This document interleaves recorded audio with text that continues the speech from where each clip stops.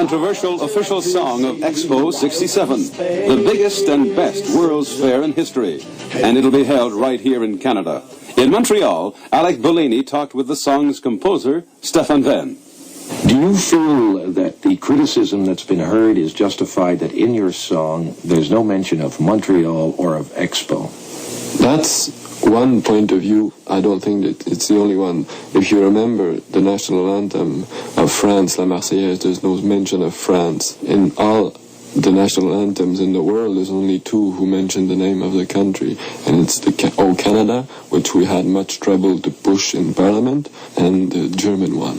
If it had been so necessary to put, let's say, a hard sell, Canada, yes, hard sell, I believe Expo would have had chosen a song that would have that type of advertising. But I had a hint. And that hint was confirmed by American publishers. They told the Canadian publisher that if the song would have mentioned Montreal or Expo, come to Expo, it would have been just like drink Coca-Cola or use Westinghouse.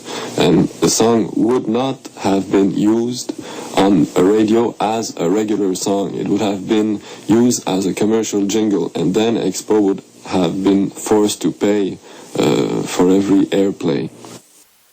The first incidence of drug taking has been discovered at these 15th Olympic Winter Games, and it hurt an otherwise fine performance by the Polish ice hockey team.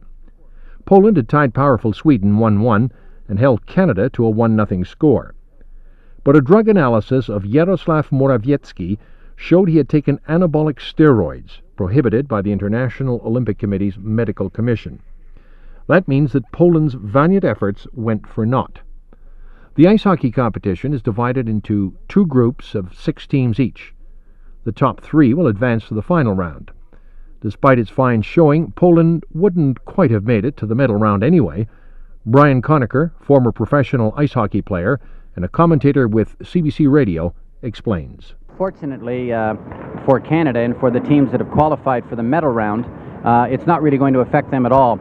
Poland, as a result of their loss to Switzerland last night, were pretty well eliminated mathematically anyways, and the only place where it could have come into play would have been the fact that Sweden and Poland had had a tie, and the question was whether Sweden would be given a win as opposed to just a tie. The decision was it was just a tie, so that they won't gain any advantage as a result of Poland being kicked out.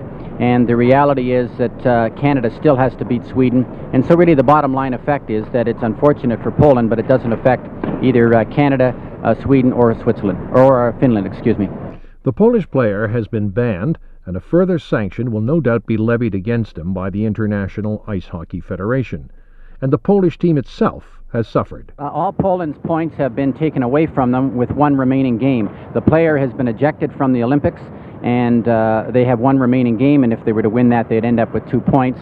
But no one is being credited with the points. All it is a negative thing against Poland. They've lost their points, and I think that is why it doesn't have a negative effect on Canada. Brian Conacher, ice hockey commentator with the CBC Radio Network. The International Olympic Committee is cracking down on drugs, anabolic steroids in particular. Steroids enhance an athlete's performance by building up muscles, but it has harmful effects in later life.